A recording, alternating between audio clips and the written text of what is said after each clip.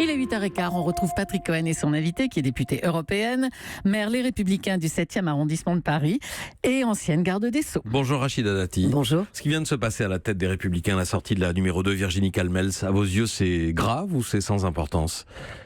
Moi, je considère que c'est sans importance parce que c'est pas un débat, c'est pas une querelle de fond, c'est pas une bataille sur une ligne politique ou une vision politique. Je pense que c'est plutôt une querelle de personnes. Ils ne s'entendaient pas depuis le départ. Et puis aujourd'hui, voilà, ils en ont tiré les conséquences. Vous êtes sûr de cela ? Il n'y a pas de débat sur la ligne politique au sein de LR ? Alors, moi je veux bien, M. Cohen, mais alors entre quelle ligne et quelle ligne ? Dès le départ, Virginie Calmels a critiqué Laurent Wauquiez. Je pense que quand là où elle a peut-être raison en disant il y a eu un pacte de confiance qui a été rompu, c'est qu'elle pensait co-présider le parti.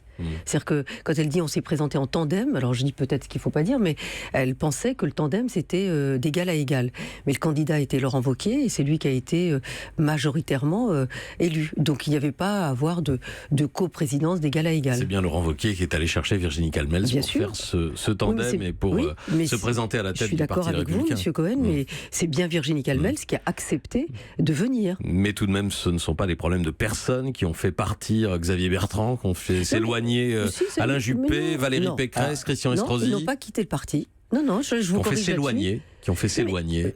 Est-ce qu'ils ont quitté le parti ? Mais est-ce que vous entendez tout le monde sur la station Europe 1 ? Est-ce que vous, Monsieur Cohen, est-ce que vous entendez avec tout le monde ? Non, mais vous travaillez dans la même station. Non. Et vous essayez de faire progresser cette station et cette radio. Donc vous pouvez ne pas vous entendre avec tout le monde, mais vous tendez vers le même objectif.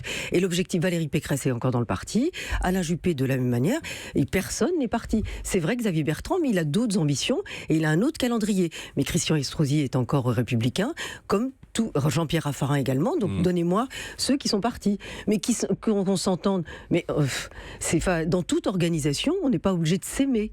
Mais on peut travailler ensemble. Oui, on peut travailler ensemble à condition d'être d'accord sur le discours, sur les slogans, sur la ligne, sur les propositions. Pas forcément. Oui, dans l'équipe dirigeante, ça je vous le concède, quand vous êtes dans une équipe dirigeante, comme dans un conseil d'administration, vous devez être d'accord avec ce qui est décidé au conseil d'administration. Donc c'est aussi simple que cela. Mais ensuite, si vous n'en faites pas partie, vous pouvez très bien être en désaccord avec ce qui est dit, avec la ligne qui peut être décidée. Moi, j'ai eu des désaccords, y compris avec Nicolas Sarkozy en son temps, avec même Jean-François Copé, et aujourd'hui avec Laurent Wauquiez, j'ai aussi des désaccords. Mais pour autant, je suis républicain, je fais partie du bureau politique, je suis conseillère politique, je suis au comité stratégique, je viens apporter ma vision, ma contribution et mes convictions. Sans le rassemblement, rien n'est possible. Il a raison, Nicolas Sarkozy. C'est valable pour toute organisation. Et vous trouvez que Laurent Wauquiez, depuis que Laurent Wauquiez en a pris le commandement, LR est plus rassemblé ou plus divisé ? Enfin, LR, il était en coma dépassé depuis la guerre fratricide Copé-Fillon. Donc celui qui s'y attelait, rappelez-vous, il n'y avait pas beaucoup de candidats pour se présenter à la présidence de LR. Non mais c'est facile à dire aujourd'hui, mais ceux qui ne sont pas contents, il fallait se présenter. Et il a été très bien élu. Est-ce que le parti aujourd'hui est plus rassemblé ou est-ce qu'il est plus divisé ? Il tente de le faire. Enfin, je vous rappelle juste un petit historique, une primaire désastreuse. On en paye les conséquences, et une présidentielle, mais alors tout aussi désastreuse. Donc il faut se relever de tout ça. Est-ce que le parti a été agrandi ou est-ce qu'il a rétréci, comme le dit Valérie Pécresse ?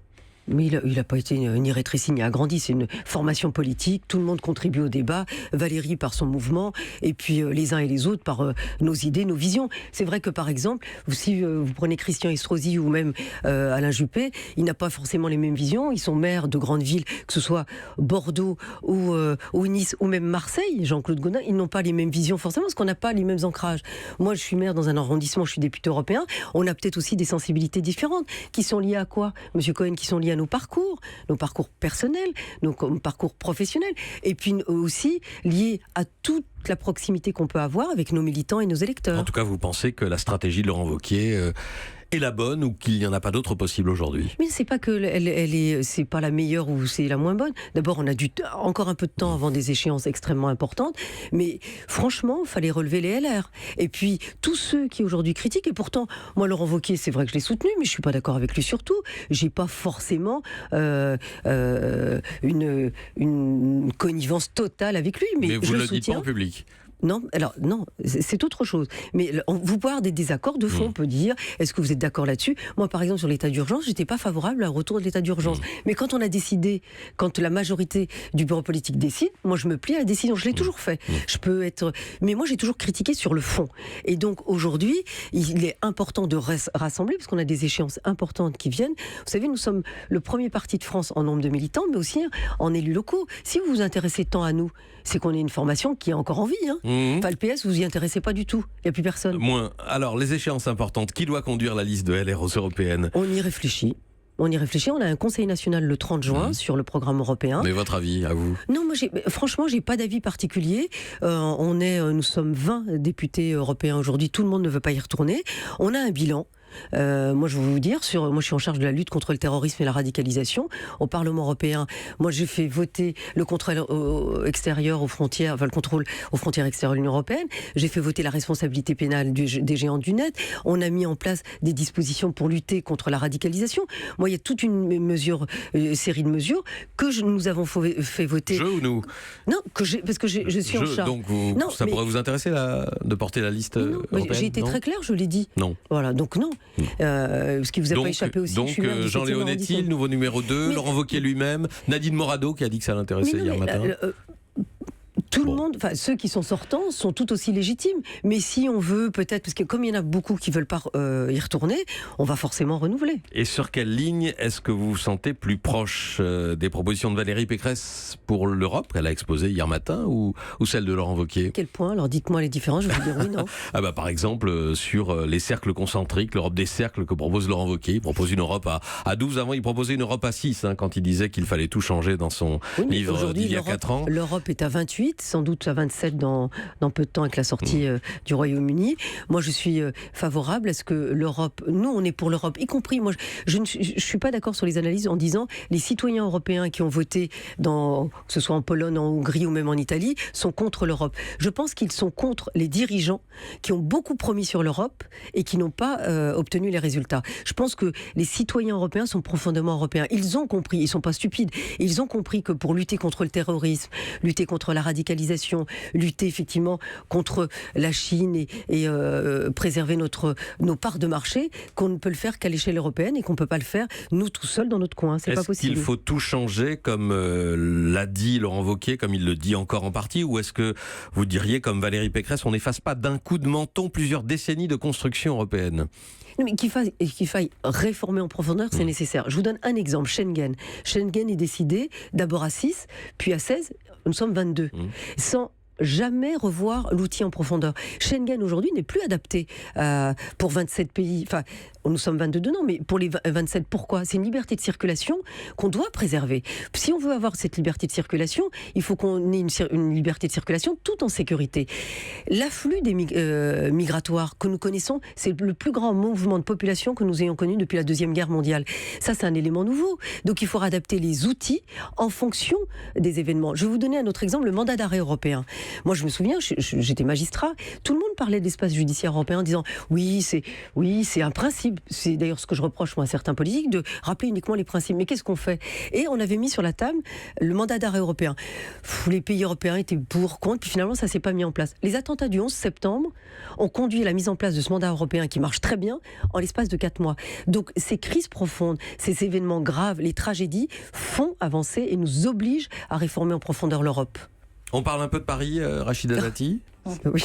Autolib, le service de voitures électriques en autopartage, le contrat va sans doute être résilié jeudi et le service sûrement s'arrêter brutalement, nous a dit tout à l'heure Marie Bolloré qui dirige le service. C'est un coup pour les Parisiens.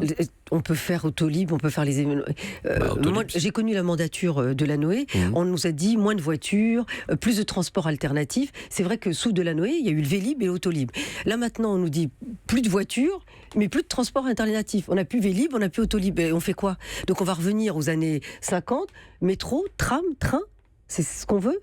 Enfin, moi, je ne comprends pas. La faute à qui ? Moi, je ne comprends. Monsieur Nadjowski, qui est l'élu en charge, je crois, de la mobilité, je ne comprends pas ces incohérences.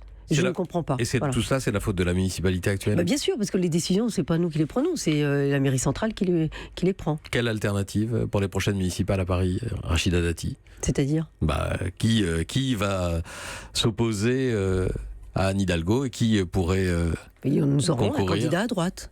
Vous? C'est comme pour les européennes. Nous sommes des élus parisiens. C'est pour la première fois, M. Cohen, que la droite parisienne est pacifiée. On travaille main dans la main. Il n'y a pas de prise d'opposition sans qu'on puisse se consulter, se concerter. On se réunit. Pareil, on a des débats sur certains sujets. Les voies sur berge. Et donc, on se concerte ensemble. Donc, tous les élus parisiens sont légitimes. À ceci près que, de toute façon, le candidat qui sera désigné pour conduire la liste pour Paris ne devra pas être contesté par sa famille politique. Ou en tous les cas, devra en fait que faire campagne et ne pas passer son temps à déminer des polémiques ou des mauvais procès. Et vous pensez qu'il y a une bonne chance qu'il y ait une alternance à Paris aux prochaines municipales? Moi, je fais de la politique et je suis engagée à Paris pour ça. Merci Rachida Dati d'être venue ce matin au micro d'Europe 1. Europe 1.